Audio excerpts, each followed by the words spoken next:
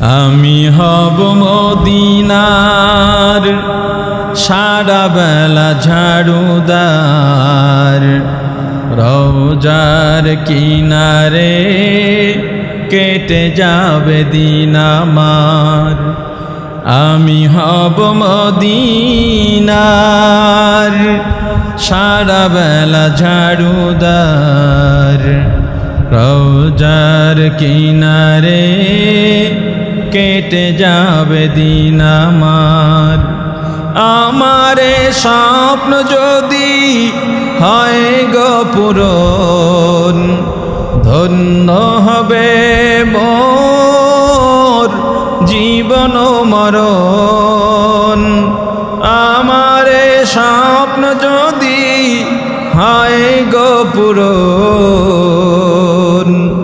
ধন্য হবে মোর সারাটা জীবন। আমি হব মদিনার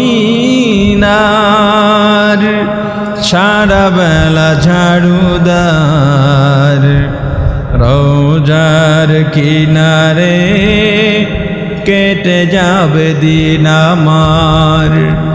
আমি হব মদিনার সারা বেলা ঝাড়ুদার, রওজার কিনারে কেটে যাবে দিন আমার। তোরা যারা পূজা করিস আমি তাদেরকে খোদা মানি না, আমি যাকে আল্লাহ মানি, রব মানি, মাবুদ মানি, তোরা তাকে মানিস না। অতএব তোদের সঙ্গে আমার এই সম্পর্কে কোনো সন্ধি হতে পারে না। যারা আল্লাহকে একবার মানে ওরা কোনোদিন গায়রুল্লাহকে মানতে পারে না। যারা একবার বলেছে আল্লাহু আহাদ, ওদের কাছে ওদের দ্বারা জীবনে আর কারোর সামনে মাথা নত হতে পারে না, সেজদা হতে পারে না। অতএব লাকুম দীনুকুম ওয়ালিয়া দীন। তোরা যেই কর্ম করবি কর্মের ফল তোদের, আমরা যেই কর্ম করব আমাদের কর্মের ফল আমাদের। লাকুম দীনুকুম ওয়ালিয়া দীন।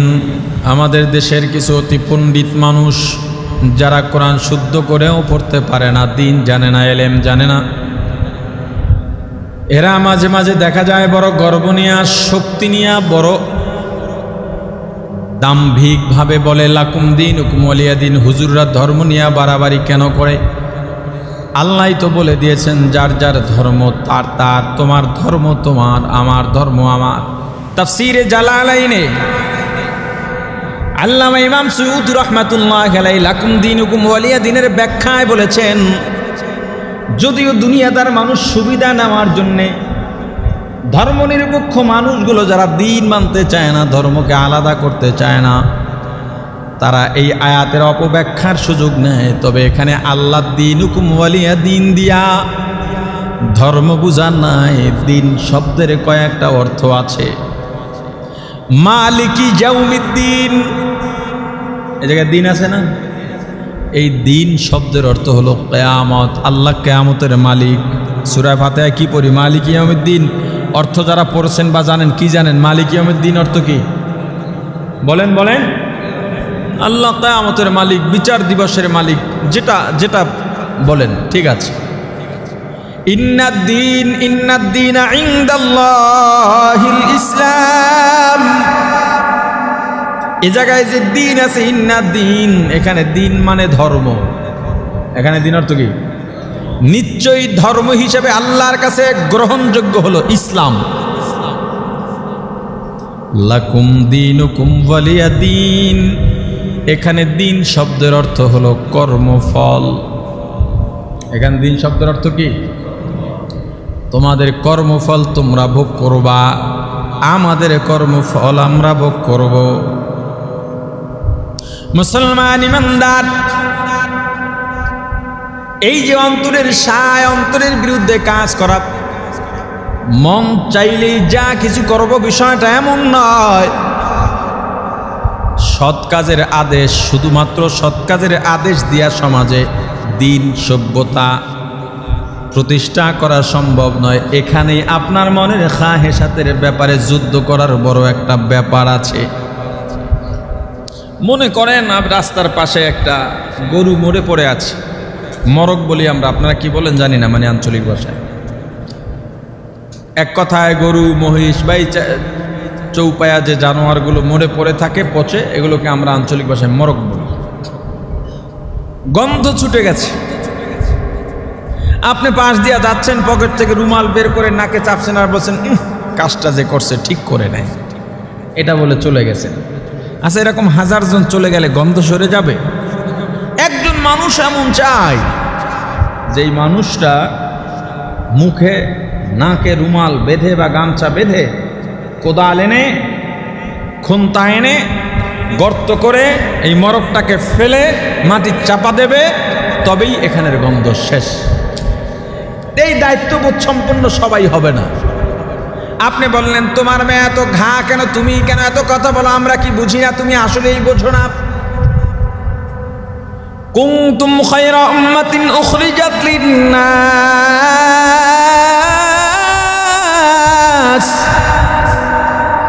তা'মুরুনা বিল মা'রুফ ওয়া তানহাউনা আনিল মুনকার ওয়া তু'মিনুনা বিল্লাহ।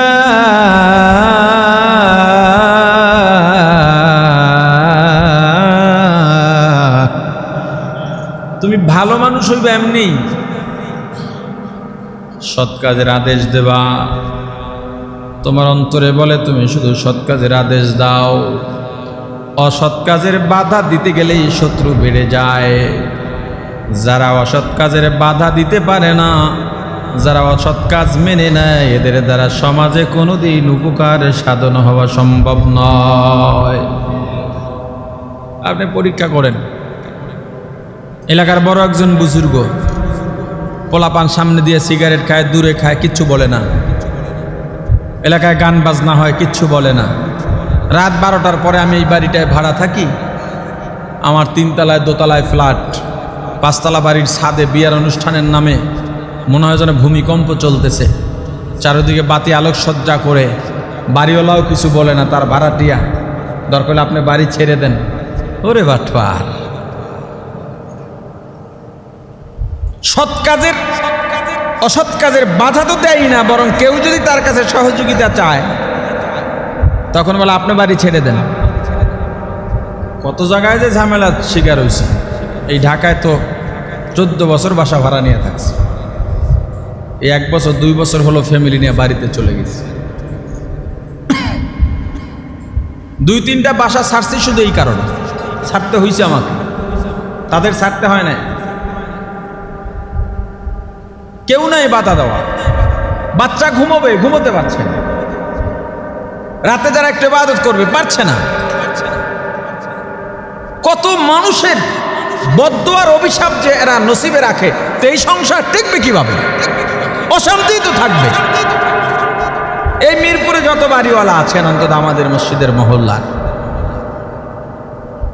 আপনারা একটা হন, বাড়িওয়ালার এক জায়গায় হন। আমাদের বাড়িতে ওই ভাড়াটিয়া দরকার নাই, যেই ভাড়াটিয়ার কারণে অন্য মানুষ কষ্ট পায়, আরো তাও হারাম পন্থার মাধ্যমে।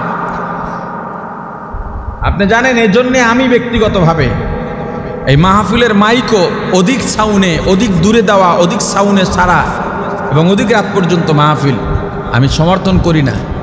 এজন্য অনেকেই দাওয়াত দিতে এসে আবার ফিরে যায়। আমার শর্তই থাকে আমি রাত 10:30টার পরে বয়ান করি না।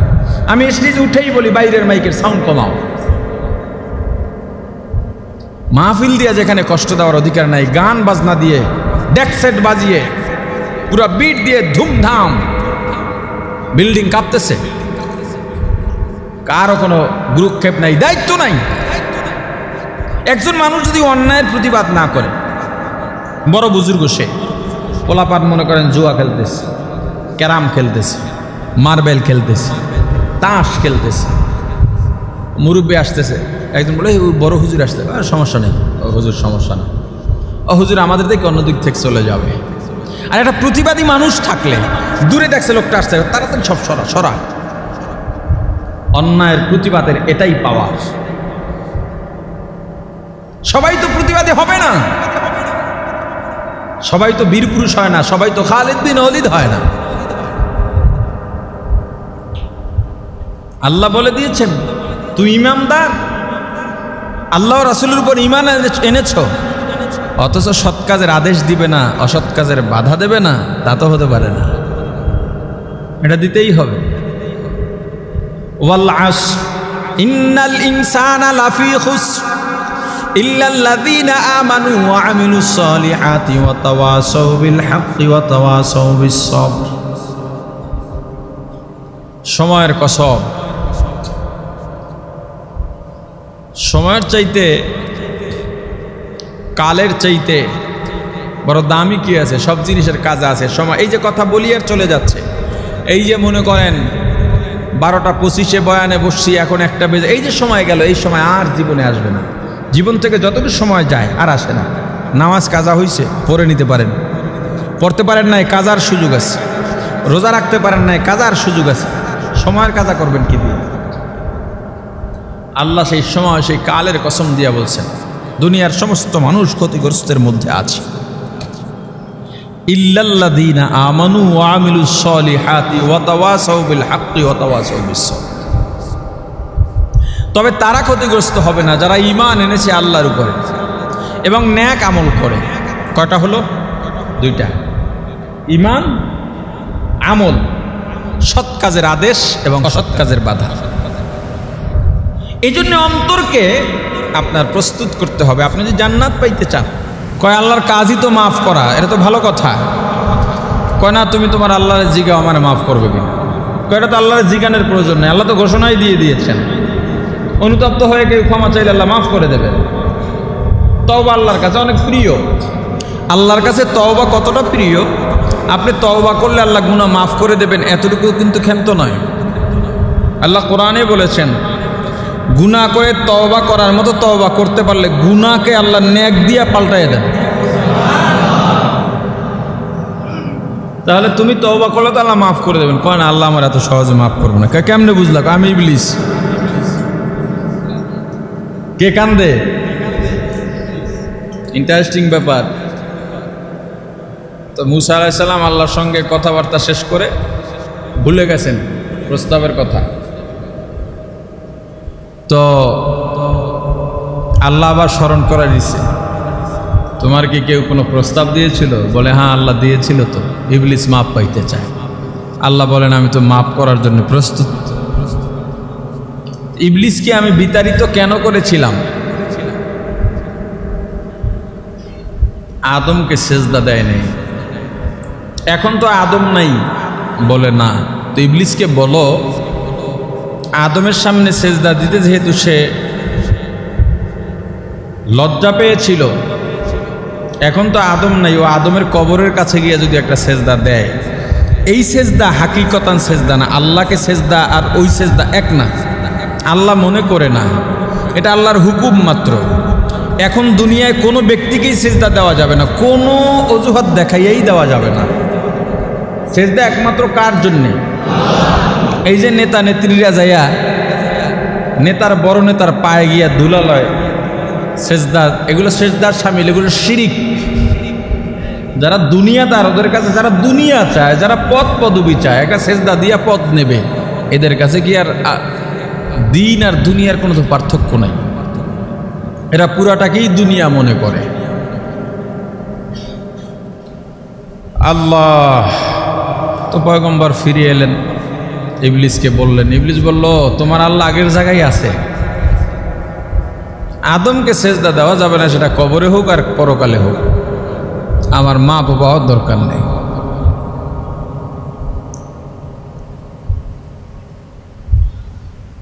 ইবলিস যে এত বড় শত্রু, এর থেকেও বড় শত্রু আপনার আমার নফস, অন্তর। তো দেখি আপনাদের ওয়াজ কতদূর মনে আছে, বলেন আমরা দেখি কি দিয়ে। আমি কিন্তু এই জুমাই এই মসজিদেই এই বয়ান করছি একবার। আমরা দেখি কি দিয়া? জোরে দেখায় কে? মানে আপনাদের ওয়াজ মনে নেই।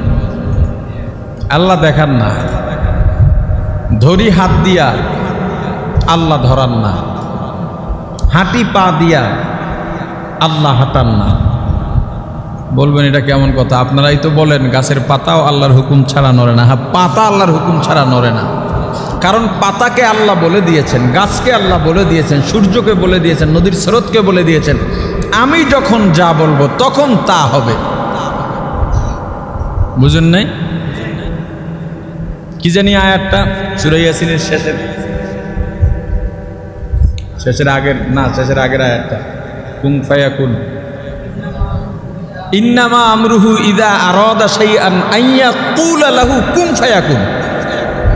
আল্লাহ যদি কোনো জিনিসের ব্যাপারে ইচ্ছা করেন যেটা এভাবে হবে ওভাবে হবে, পরিকল্পনা লাগে না, আল্লাহ বলবেন কুন, হও, ফায়াকুন, অতবার হয়ে যাবে। এই পরিকল্পনা লাগে না। আল্লাহ সূর্যকে বলে দিয়েছেন তুমি পূর্ব দিক থেকে উঠবা, পশ্চিম দিক অস্ত যাইবা।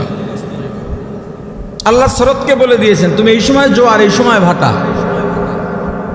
আল্লাহ গাছকে বলে দিয়েছেন এই সময় তুমি বারবা, এইভাবে এভাবে বলে দিয়েছেন, তো হচ্ছে। কুন ফায়াকুনের আওতায় এগুলো। আল্লাহর কোনো কাজের জন্য পরিকল্পনা লাগে না।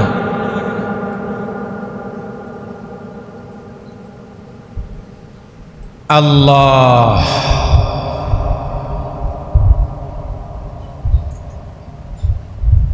ইয়া হাইয়্যু ইয়া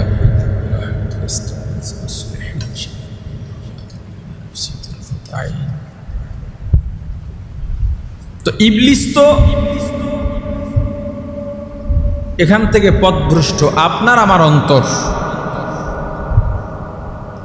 গাছপালা অন্য ব্যাপারে আল্লাহ বলে দিয়েছেন তো হচ্ছে, কিন্তু আমি যে তাকাবো এটা আল্লাহ বলে দেন নাই। যে চোখ যেদিকে তাকাইতে বলছে এইভাবেই তাকাবে আর উল্টা তাকাবে না, এটা আল্লাহ চোখকে বলে দেন নাই। আল্লাহ মানুষকে একটা কলব দিয়েছেন, অন্তর দিয়েছেন, নফস।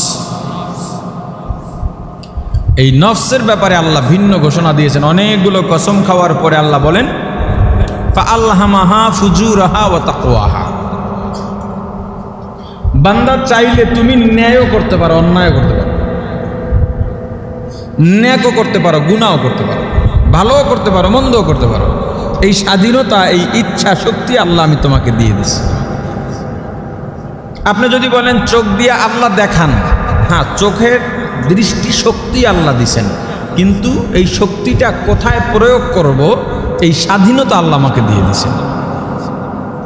হাত দিয়া ধরার শক্তি আল্লাহ দিছেন, কিন্তু কি ধরবো কি ছাড়বো এই স্বাধীনতা আল্লাহ আমাকে দিয়েছেন। তাহলে যখন আমি চুরির মাল ধরি, হারামের টাকা গ্রহণ করি, যদি বলি আল্লাহ আমাকে দিয়ে ধরান,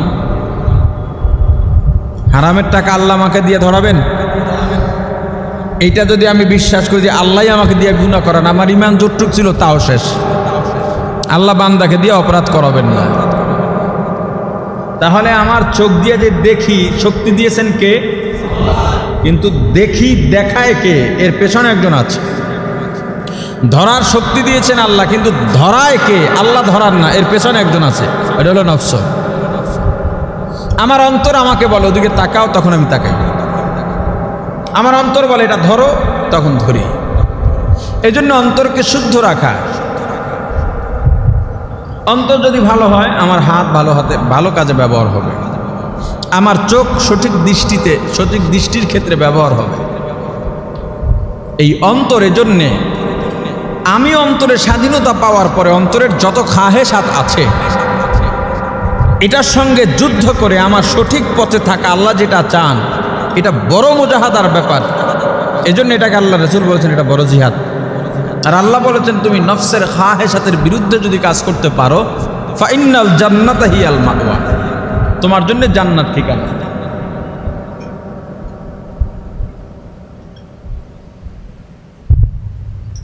তো জান্নাতে যদি যেতে চাই, জান্নাতের পরিচয় সামান্যভাবে দেওয়া হয়েছে, আর আমরা এমনও জান্নাতের পরিচয় সবাই জানি, এটাও ঠিক। কিন্তু আল্লাহ যেই শর্ত দিলেন, যেই গুণাগুণ দিলেন, যেই গুণ অর্জন করা লাগবে, এটা আমরা করতে রাজি না। দেখবেন কথায় কথা আমরা বলি না মুখে নফসের গোলাম হয়ে গেছে, বা আমরা নফসের গোলাম হয়ে গেছি। এই নফসের গোলাম মানে কি?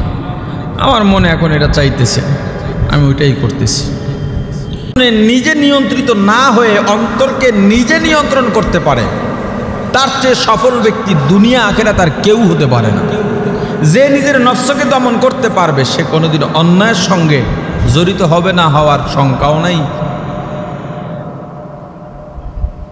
আমরা নফসের গোলাম হয়ে গেছি, আর আল্লাহ শর্ত দিয়েছেন জান্নাত যদি পাইতে চাও নফসের গোলাম তো হওয়া যাবে না, নফসকে তোমার গোলাম বানাতে হবে, অন্তরকে তোমার গোলাম বানাতে হবে, তুমি অন্তরের গোলাম হতে পারবে না। আম্মা মান খাফা মাকাম রাব্বিহি ওয়া নাহান নাফসা আনিল হাওয়া, আল্লাহর উপস্থিতিকে ভয় পেয়ে গুনার কাজ ছেড়ে দেওয়া, অথবা কিয়ামতের ময়দানে আল্লাহর কাঠগড়ায় দাঁড়িয়ে আমি আমার জীবনের দুনিয়ার জীবনের হিসাব কিভাবে দেব, আল্লাহ যদি আমার অন্যায় সম্পর্কে প্রশ্ন করেন জবাব দেওয়ার কোনো মুখ থাকবে না, জবাব দেওয়ার কোনো ওয়ে থাকবে না। অতএব দুনিয়ায় আমি এমন কাজ করব যাতে কিয়ামতের ময়দানে আল্লাহর সামনে দাঁড়াবার আগেই আল্লাহ বলেন যা তোর জন্য জান্নাত। 2 নাম্বার গুণ নাহান নাফসা আনিল হাওয়া,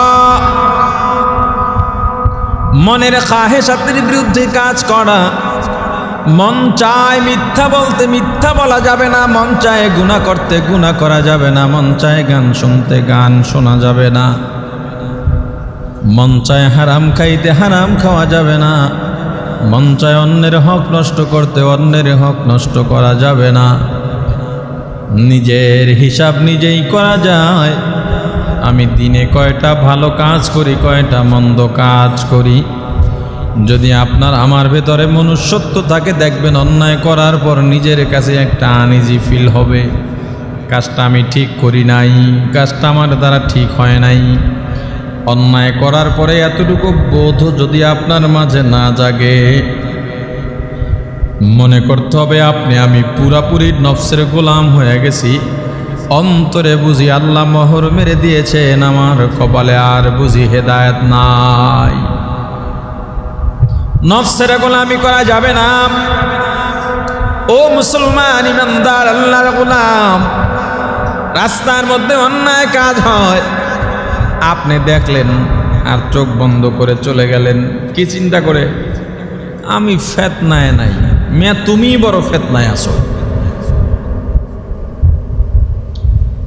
অন্যায়ের প্রতিবাদ সবাই করতে পারে না। যেই লোক এলাকার মধ্যে অন্যায় প্রতিবাদ করে দেখবেন মানুষজন ওই লোককেই বলবে তোমার এত জলে কে, আমরা এত মানুষ আমরা কিছু কই না, আমরা বুঝি না মনে করছো, তোমার উপরই দায়িত্বই পড়ছে। আসলে তুমি বোঝো না, তুমি কা পুরুষ, ওই একটা সুপুরুষ আছে তোমার এলাকায়। অন্যায়ের প্রতিবাদ না থাকলে সমাজ সুন্দর হয় না। আপনি দিনের দাওয়াত দিতেছেন, ভালো কাজের কথা বলতেছেন, বলতেছেন বলতে বলতে বলতে বলতে বুড়া হয়ে গেছেন, এই সমাজ থেকে অন্যায় দূর হবে না। যদি শুধুমাত্র সত্যের পথে ডাকার দ্বারা দিনের সমাজ সুন্দর হয়ে যাইত, কাফেররা আমার রাসূলের কাছে গিয়েছে, পয়গম্বর আপনার সঙ্গে আমরা একটা সওদা করতে চাই, একটা প্রস্তাব নিয়ে আসছে। কি প্রস্তাব? আপনি যেহেতু ইসলাম ধর্মের নবী আমরা মেনে নেব, কিন্তু আমাদের প্রস্তাব আছে কিছুদিন আপনি আমাদের ধর্ম পালন করবেন আর কিছুদিন আমরা আপনার ধর্ম পালন করব। শুধু এতটুকু শর্ত যদি আপনি মানেন, আপনি গাড়ি চান গাড়ি দেব, নারী চান নারী দেব, ক্ষমতা আপনার হাতে থাকবে। আপনি হবেন আমাদের আমির, আপনি হবেন আমাদের নেতা। যদি তাও না পারেন, আপনি আপনার ধর্মই পালন করেন, আমরা আপনার ধর্ম পালন করব কি করব না সেটা আমাদের ব্যাপার। আপনিও আপনি আমাদের ধর্ম পালন করবেন কিনা সেটাও আপনার ব্যাপার, এত বাধা নিষেধ নাই। আপনি মক্কা মদিনা সহ এই সৌদি আরব সহ যত আরো রাজ্য আছে সবগুলার আমির আপনি হয়ে যাবেন। আমরা বিনা বাক্যে আপনার আমিরত্ব মেনে নেব, আপনার ইমারত আমরা মেনে নেব। শুধুমাত্র একটা দাবি, আপনি আমাদের মূর্তির বিরুদ্ধে কিছু বলবেন না। শর্তটা কি দিছে? শুধু অসৎ কাজের বাধা দেবেন না। রাসূল সাল্লাল্লাহু আলাইহি সাল্লাম মনে মনে এটা পজিটিভ ধরে নিয়েছিলেন। ঠিক আছে, যখন ওরা আমাদের ধর্ম কিছুদিন পালন করবে বা আমি যখন নেতা থাকব, আস্তে আস্তে সব ঠিক হয়ে যাবে। আল্লাহ সূরা নাজিল করলেন, কুল ইয়া আইয়ুহাল কাফিরুন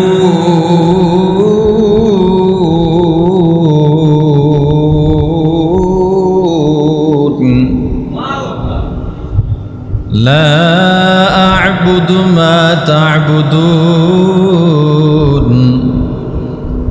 ওয়ালা আনতুম আবিদুনা মা আ'বুদু ওয়ালা আনা আবিদুম মা আবাদতুম ওয়ালা আনতুম আবিদুনা মা আ'বুদু লাকুম দীনুকুম ওয়ালিয়াদিন।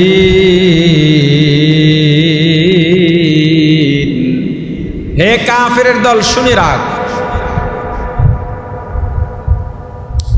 লা আ'বুদু মা তা'বুদুন, আমি যার ইবাদত করি তোরা তার ইবাদত করিস না।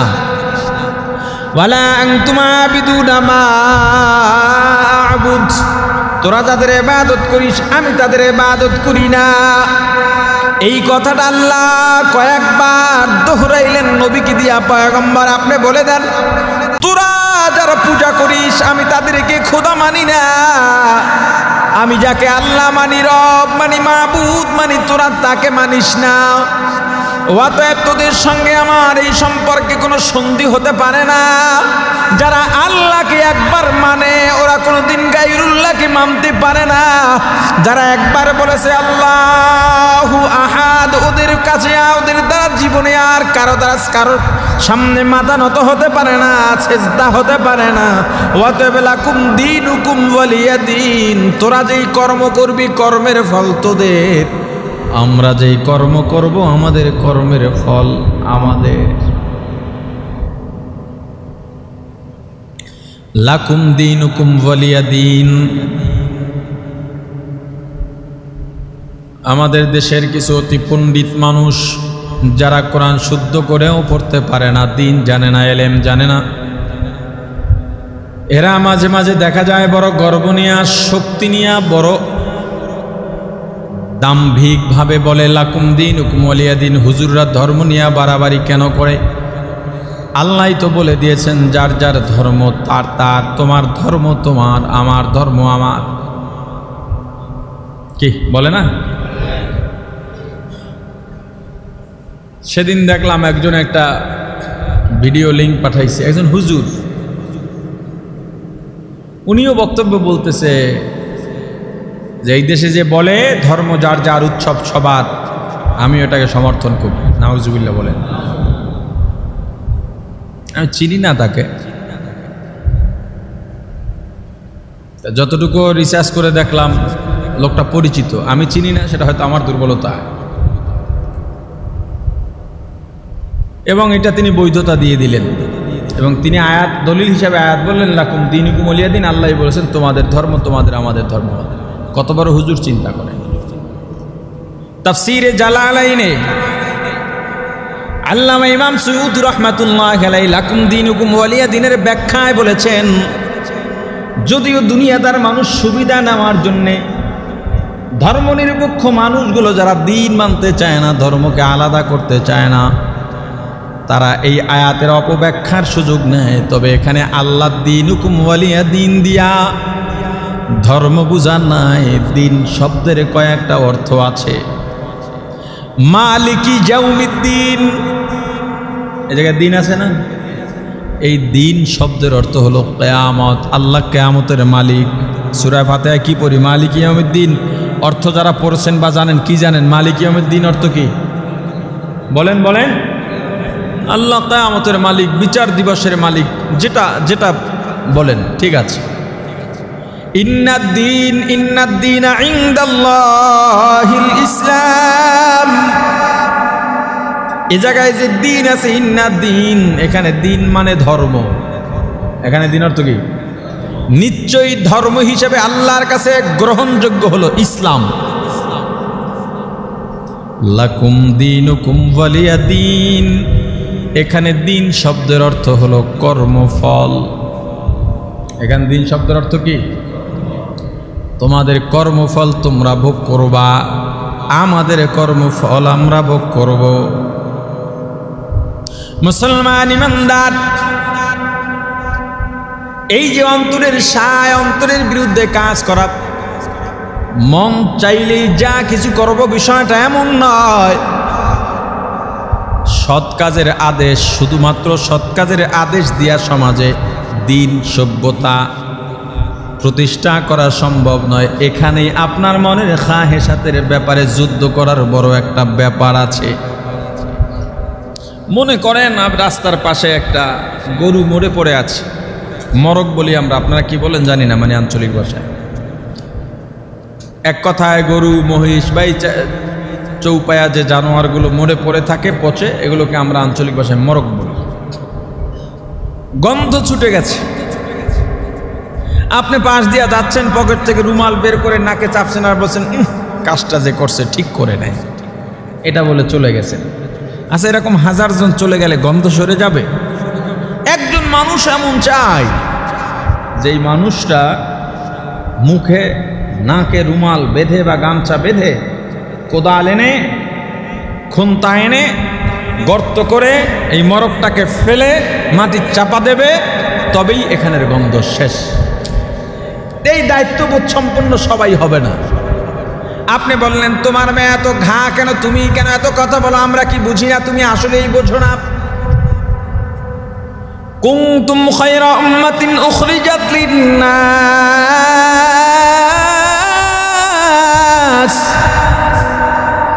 তা'মুরুনা বিল মা'রুফ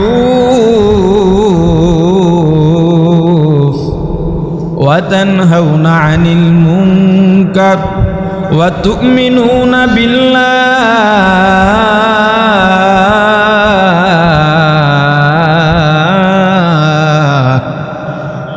তুমি ভালো মানুষ হইবে এমনি, সৎ কাজের আদেশ দেবা, তোমার অন্তরে বলে তুমি শুধু সৎ কাজের আদেশ দাও, অসৎ কাজের বাধা দিতে গেলেই শত্রু বেড়ে যায়। যারা অসৎ কাজের বাধা দিতে পারে না, যারা অসৎ কাজ মেনে নেয়, এদের দ্বারা সমাজে কোনোদিন উপকার সাধন হওয়া সম্ভব নয়। আপনি পরীক্ষা করেন, এলাকার বড় একজন বুজুর্গ, পোলাপান সামনে দিয়ে সিগারেট খায়, দূরে খায়, কিচ্ছু বলে না। এলাকায় গান বাজনা হয়, কিচ্ছু বলে না। রাত 12টার পরে আমি এই বাড়িটায় ভাড়া থাকি, আমার 3 তলায় 2 তলায় ফ্ল্যাট, 5 তলা বাড়ির ছাদে বিয়ার অনুষ্ঠানের নামে মনে হয় যেন ভূমিকম্প চলতেছে, চারিদিকে বাতি আলোকসজ্জা করে, বাড়িওয়ালাও কিছু বলে না, তার ভাড়াটিয়া দরকার হলে আপনি বাড়ি ছেড়ে দেন। ওরে বাটপার, সৎ কাজের অসৎ কাজের বাধা তো দেয় না, বরং কেউ যদি তার কাছে সহযোগিতা চায় তখন বলে আপনি বাড়ি ছেড়ে দেন। কত জায়গায় যে ঝামেলা শিকার হয়েছে। এই ঢাকায় তো 14 বছর বাসা ভাড়া নিয়ে থাকছে, এই 1 বছর 2 বছর হলো ফ্যামিলি নিয়ে বাড়িতে চলে গেছে। 2-3টা বাসা ছাড়ছি শুধু এই কারণে, ছাড়তে হয়েছে আমাকে, তাদের ছাড়তে হয় না। কেউ নাই বাধা দেওয়া, বাচ্চা ঘুমোবে, ঘুমোতে পারছে না, রাতে যারা একটু ইবাদত করবে পারছে না। কত মানুষের বদদুয়ার অভিশাপ যে এরা নসিবে রাখে, তো এই সংসার টিকবে কিভাবে? অশান্তি তো থাকবে। এই মিরপুরে যত বাড়িওয়ালা আছেন, অন্তত আমাদের মসজিদের মহল্লার, আপনারা একাট্টা হন, বাড়িওয়ালার এক জায়গায় হন। আমাদের বাড়িতে ওই ভাড়াটিয়া দরকার নাই, যেই ভাড়াটিয়ার কারণে অন্য মানুষ কষ্ট পায়, আরো তাও হারাম পন্থার মাধ্যমে। আপনি জানেন, এই জন্যে আমি ব্যক্তিগতভাবে এই মাহফিলের মাইকও অধিক সাউনে, অধিক দূরে দেওয়া, অধিক সাউনে ছাড়া এবং অধিক রাত পর্যন্ত মাহফিল আমি সমর্থন করি না। এজন্য অনেকেই দাওয়াত দিতে এসে আবার ফিরে যায়। আমার শর্তই থাকে আমি রাত 10:30টার পরে বয়ান করি না। আমি স্টেজে উঠেই বলি বাইরের মাইকের সাউন্ড কমাও। মাহফিল দিয়ে যেখানে কষ্ট দেওয়ার অধিকার নাই, গান বাজনা দিয়ে ডেক সেট বাজিয়ে পুরো বিট দিয়ে ধুমধাম, বিল্ডিং কাঁপতেছে, কারও কোনো গুরুক্ষেপ নাই, দায়িত্ব নাই। একজন মানুষ যদি অন্যায়ের প্রতিবাদ না করে, বড় বুজুর্গ সে, পোলাপান মনে করেন জুয়া খেলতেছে, ক্যারাম খেলতেছে, মার্বেল খেলতেছে, তাস খেলতেছে, মুরব্বী আসতেছে, একজন বলে বড় হুজুর আসতে, সমস্যা নেই, হুজুর সমস্যা না, হুজুর আমাদের দিকে অন্য দিক থেকে চলে যাবে। আর একটা প্রতিবাদী মানুষ থাকলে দূরে দেখছে লোকটা আসছে, তাড়াতাড়ি সব সরা। অন্যায়ের প্রতিবাদের এটাই পাওয়ার। সবাই তো প্রতিবাদী হবে না, সবাই তো বীর পুরুষ হয় না, সবাই তো খালিদ বিন ওয়ালিদ হয় না। আল্লাহ বলে দিয়েছেন তুই ইমানদার, আল্লাহ রাসূলের উপর ঈমান এনেছ, অথচ সৎ কাজের আদেশ দিবে না, অসৎ কাজের বাধা দেবে না, তা তো হতে পারে না। এটা দিতেই হবে। ওয়াল আসর ইন্নাল ইনসানা লাফি খুসর ইল্লাল্লাযীনা আমানু ওয়া আমিলুস সালিহাতি ওয়া তাওয়াসাউ বিল হাক্কি ওয়া তাওয়াসাউ বিস সবর। সময়ের কসম, সময়ের চাইতে কালের চাইতে বড় দামি কি আছে? সব জিনিসের কাজ আছে সময়। এই যে কথা বলি আর চলে যাচ্ছে, এই যে মনে করেন 12:25 বয়ানে বসছি, এখন 1টা বেজে, এই যে সময় গেল, এই সময় আর জীবনে আসবে না। জীবন থেকে যতটুকু সময় যায় আর আসে না। নামাজ কাজা হয়েছে, পড়ে নিতে পারেন, পড়তে পারেন নাই, কাজার সুযোগ আছে। রোজা রাখতে পারেন নাই, কাজার সুযোগ আছে। সময়ের কাজা করবেন কি দিয়ে? আল্লাহ সেই সময়, সেই কালের কসম দিয়া বলছেন দুনিয়ার সমস্ত মানুষ ক্ষতিগ্রস্তের মধ্যে আছে। ইল্লাল্লাযীনা আমানু ওয়া আমিলুস সালিহাতি ওয়া তাওয়াসাউ বিল হাক্কি ওয়া তাওয়াসাউ বিস সবর। তবে তারা ক্ষতিগ্রস্ত হবে না যারা ঈমান এনেছে আল্লাহর উপরে এবং নেক আমল করে। কয়টা হলো? 2টা, ঈমান, আমল, সৎ কাজের আদেশ এবং সৎ কাজের বাধা, অসৎ কাজের বাধা। এই জন্য অন্তরকে আপনার প্রস্তুত করতে হবে। আপনি যদি জান্নাত পাইতে চান, নাহান নাফসা আনিল হাওয়া, মরেই তো যাবো। মানুষ অসৎ কাজের বাধা দেয় না কেন? প্রতিবাদ কেন করে না? জেল হতে পারে, মাইর খাইতে পারে, মেরেও ফেলতে পারে, এজন্যে। আচ্ছা, আমি যদি অসৎ কাজের বাধা নাও দিই, তাহলে কি আমি বেঁচে থাকবো? মরবো না? বলে না, বলেন, সন্দেহ আছে মনে হয়। মরবো না? মরা লাগবেই। পানিতে ডুবে মরলেও মরবো, আগুনে ডুবে পুড়ে মরলেও মরবো, গুলি খেয়ে মরলেও মরবো, এমনি মরলেও মরতে হবেই। সাগরে নিম্নচাপ, বন্যা হয়েছে। আমাদের অঞ্চলে প্রায় 50টার মতো ট্রলার, বড় ট্রলার সাগরে ডুবছে। কিছু ফেরত আনতে পেরেছে, অনেকগুলো পারেনি। এখন অনেক মানুষ নিখোঁজ, মানুষ মারাও গেছে। যখন গিয়েছে মনে আশা ছিল ট্রলার ভর্তি মাছ আনব, সংসারের অনেক কিছু কেনাকাটা করব। যারা ট্রলার পাঠিয়েছে লাখ টাকা দাদন এনেছে, এরপর ট্রলারে বাজার করে পাঠিয়েছে। আশা এবার ট্রলার ভরে মাছ আসুক, এক ট্রলারে 10 লাখ 20 লাখ বিক্রি করি। আশা করতে অসুবিধা নাই। আমি যেটা বুঝাতে চেয়েছি, ওই মানুষগুলো কি কোনোদিন বুঝেছিল? এই চিন্তা ছিল আমি মারা যাব? দেখে পাশের ট্রলারওয়ালা মারা গেছে, এরপরও নিজে মনে করে আমি মরবো না। আমি যেহেতু মরবই, মৃত্যু যেহেতু অবধারিত, আমাকে বিভিন্ন সময় আমার বন্ধু বান্ধব বা শুভাকাঙ্ক্ষীরা বলে, হুজুর এত কঠোর কত বলার দরকার কি? বয়স অল্প, ছেলে মেয়ে ছোট, অবাক লাগে সব কথা শুনে। ছেলে মেয়ে ছোট, তো আমি মারা গেলে ওরা খাবে কি, এই চিন্তা। ছেলে মেয়ে ছোট, আমি হক কথা বললে আমার মাইরা ফেলাইতে পারে, জেলে যাইতে পারে। আচ্ছা আমি এখন মরে গেলে ওরা খাবে কি? আল্লাহর উপরে আস্থা এতটাই চলে গেল আমাদের। এই আমি লেখাপড়ার জীবনে 2 বেলা খানা দিত আমাদের। পানি ডাউল পানির মতোই ছিল, এই জন্যই পানি ডাল করত। মাদ্রাসার চাউল 10 বাড়ির মুষ্টি তোলা চাউল, 10 রকমের চাউল, পোকা হয়ে যেত। মাদ্রাসার বাবুর্চির ওই বেতনও ছিল না, আর ওই সুযোগও ছিল না, ওই চাপও ছিল না যে পোকা বেচে ভাত রান্না করে। ভাতের মধ্যে যখন ডাউল দিতাম পোকাগুলো সামনে উঠত। মাঝে মাঝে চোখের পানিতে ডাউল ডাবল হয়ে যেত। আলু ভর্তা বানাবো, সেটা কেনার মতো টাকা ছিল না। যেই আল্লাহ এত কষ্ট করে লেখাপড়া করাইয়া এখন না খাওয়াইয়া রাখেন না, ওই আল্লাহ নাই? আল্লাহর উপরে এত বিশ্বাস গেল গা, আস্থা হারাইয়া গেল। আমি মরে গেলে বউ বাচ্চা খাবে কি, এত চিন্তা তোমার? তুমি এত বড় রিজিকের মালিক হয়ে গেছো, রিজিক নিয়ে তোমার চিন্তা, আল্লাহর চিন্তা তোমার মাথায় নিছো। মিয়া তোমার চিন্তা তুমি করো। তোমার মৃত্যুর পরে ছেলে মেয়ে কি খাবে এই চিন্তা না করে তোমার মৃত্যুর পরে তোমার কি হবে সেই চিন্তা করো। এই এলাকায় বড় লোক মারা গেছে, অনেক কিছু রেখে গেছে, পোলাপান এখন খয়রাত করে, আছে না নাই? বাপে যারা রেখে গেছে সব বেচা কিনে করে খাইতে যোগ্যতা সম্পূর্ণ হয় নাই। বাপে ধনী চিন্তা করছে বৈশা বৈশা খাবে, কিছু কাজ যে করবে যোগ্যতা আর হয় না। আছে না এরকম? মাঝে মাঝে দেখা যায় না?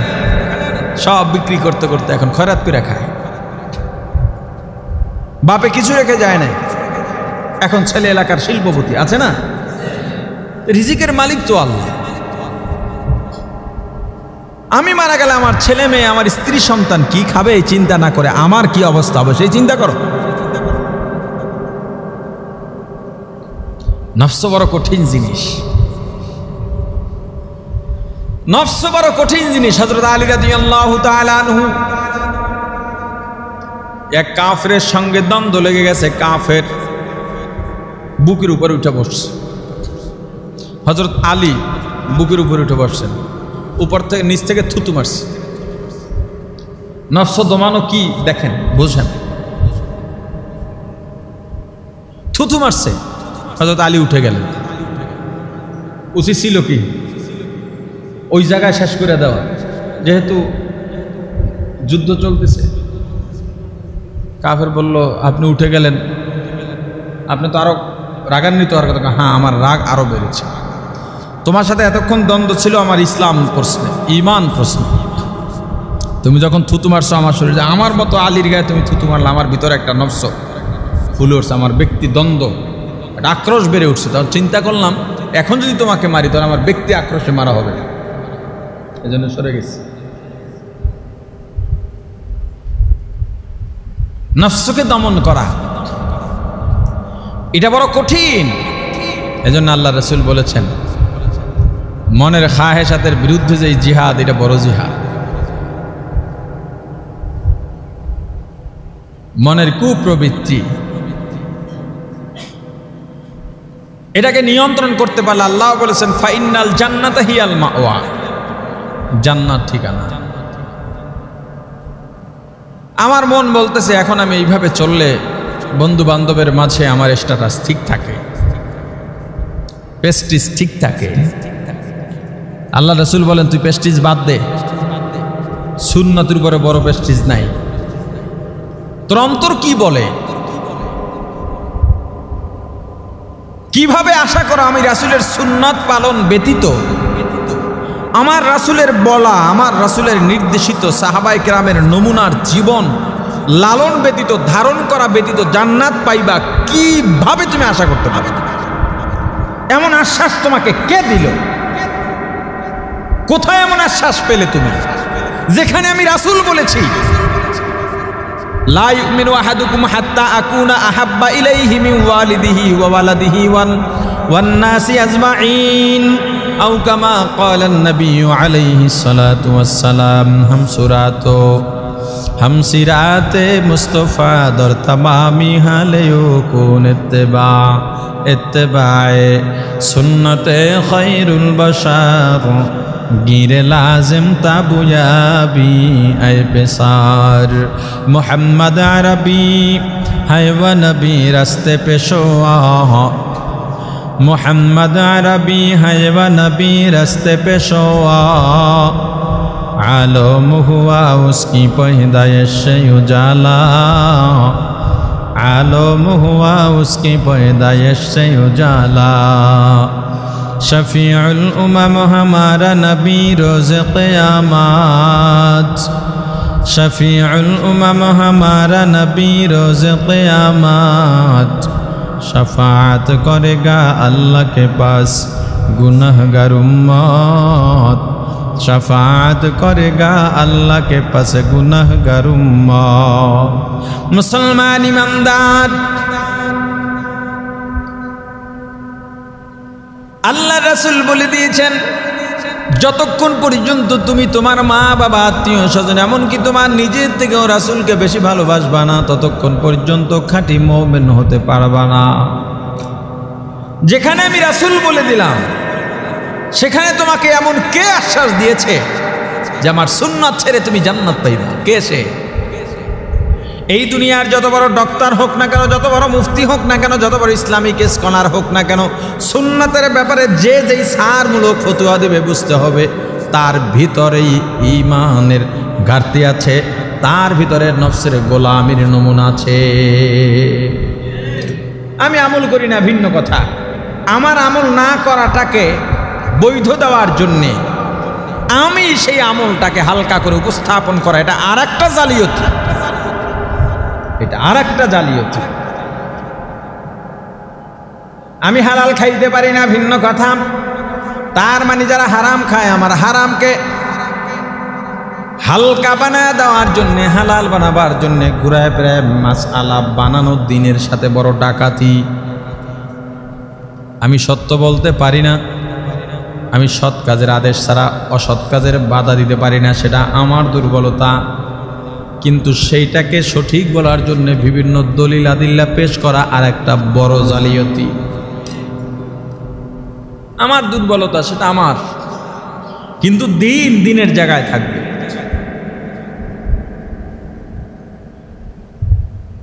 মুসলমান ইমানদার, নফসের গোলামি বাদ দেওয়া লাগবে। নাহান নাফসা আনিল হাওয়া ফাইন্নাল জান্নাতা হিয়াল মাওয়া। এই আয়াতের অনেক দিন ধরে আলোচনা চলতে, আজকে এখানেই সমাপ্ত করব।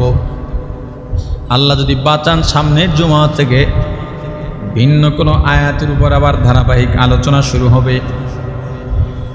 এই যে দুইটা আয়াতের উপর এতদিন আলোচনা করলাম, আম্মা মান তাগা ওয়া আতারাল হায়াতাদ দুনিয়া, জাহান্নামীদের জন্যে সতর্কবার্তা দুইটা। বদ গুণ বদ খাসলাত যদি থাকে তবে তোমার ঠিকানা জাহান্নাম। এক নম্বরে আম্মা মান তাগা, সীমালঙ্ঘনকারী। দুই নম্বরে ওয়া আতারাল হায়াতাদ দুনিয়া, দুনিয়ার উপরে পরকালের উপরে দুনিয়াকে যারা প্রাধান্য দেয়, অর্থাৎ এক নাম্বার যারা সীমালঙ্ঘনকারী জাহান্নামীদের এক নাম্বার গুণ সীমালঙ্ঘন করা, বদ খাসলাত সীমালঙ্ঘন করা। দুই নম্বরে দুনিয়াকে প্রাধান্য দেওয়া। এদের ঠিকানা আল্লাহ বলেছেন ফাইন্নাল জাহিমা হিয়াল মাওয়া, জাহান্নাম ঠিকানা। জান্নাতীদের গুণের ক্ষেত্রে আল্লাহ দুইটা গুণ বলেছেন, আম্মা মান খাফা মাকাম রাব্বি। এক নাম্বার গুণ আল্লাহর উপস্থিতির ভয়ে গুনাহ ছেড়ে দেওয়া, আল্লাহর উপস্থিতির ভয় করা, অর্থাৎ মুত্তাকি হওয়া। দুই নম্বরে নাহান নাফসা আনিল হাওয়া, নফসের গোলামি না করা, মনের খাহেসাতের বিরুদ্ধে কাজ করা, মানে গুনাহ থেকে পরহেজ করা। দুইটা গুণ, এক নম্বরে মুত্তাকি হওয়া, দুই নম্বরে পরহেজগার হওয়া। আল্লাহ এদের জন্য বলেছেন ফাইন্নাল জান্নাতা হিয়াল মাওয়া, এর পরহেজগারের জন্য জান্নাত হলো ঠিকানা। ওরে মুসলমান ইমানদার, সব আলোচনার পরে বহরহাল খোলাসা যেটা বলবো, আমার রাসূলের সুন্নত, আমার রাসূলের আদর্শ, সাহাবায়ে কেরামের নমুনায় ঠিকভাবে যদি আমরা পালন করতে পারি, লালন করতে পারি, রাসূলের মহাব্বত ভালোবাসা যদি অন্তরের মধ্যে ঢুকাইতে পারি, আমার আপনার দ্বারা নফসের গোলামি করা হয়তো আর আল্লাহ করাবেন না, সম্ভব হবে না। আপনার আমার দ্বারা জান্নাতের পথ পাওয়া সহজ হয়ে যাবে। রাসূলের মোহাব্বত সবার অন্তরই আছে, কম আর বেশি এতে কোনো সন্দেহ নাই। এজন্য রাসূলের অবমাননা হলেই দেখবেন যারা নামাজ ঠিকভাবে পড়ে না তারাও প্রতিবাদে রাস্তায় নেমে পড়ে, আসে না নাই? যারা সুন্নত পালন করে না তারাও রাস্তায় নেমে পড়ে। সুন্নত পালন করে না তার মানে এই নয় যে রাসূলের মোহাব্বত নাই। রাসূলের মোহাব্বত আছে, কিন্তু রাসূলের আমল, রাসূলের আদর্শ মানার মতো ঈমান তার মধ্যে তৈরি হয় নাই। মা বাবার সাথে ঝগড়া, মা বাবার কথা মানে না, কিন্তু মা বাবার মন্দ বলে দেখছেন ওই সন্তানের সামনে মানবে। কিন্তু এই মোহাব্বতকে পরিপূর্ণ করতে হবে। বাইতুল্লাহ যারা যায়, মদিনায় যারা যায়, সে যদি পাক্কা আমলদার না হয় ওখানে গেলে তার মন পরিবর্তন হয়ে যায়, কারণ ভিতরে একটা মায়া আছে, ঠিক না? আর ওখানে গেলে কি মনে চায় সারাদিন ওখানেই পড়ে থাকি। যারা যায় নিয়মিত বা একবার দুইবারও যারা গিয়েছে, ওখানে গেলে আর ফিরতে মনে চায় না, কয়েকদিনে মনটা পরিবর্তন হয়। আমি হব মদিনার সারা বেলা ঝাড়ুদার, রওজার কিনারে কেটে যাবে দিন আমার। আমি হব মদিনার সারা বেলা ঝাড়ুদার, রওজার কিনারে কেটে যাবে দিন আমার। আমারে স্বপ্ন যদি হয় গো পূরণ, ধন্য হবে মোর জীবন মরণ। আমারে স্বপ্ন যদি হয় গো পূরণ, ধন্য হবে মোর সারাটা জীবন। আমি হব মদিনার সারা বেলা ঝাড়ুদার, রওজার কিনারে কেটে যাবে দিন আমার। আমি হব মদিনার সারা বেলা ঝাড়ুদার, রওজার কিনারে কেটে যাবে দিন আমার।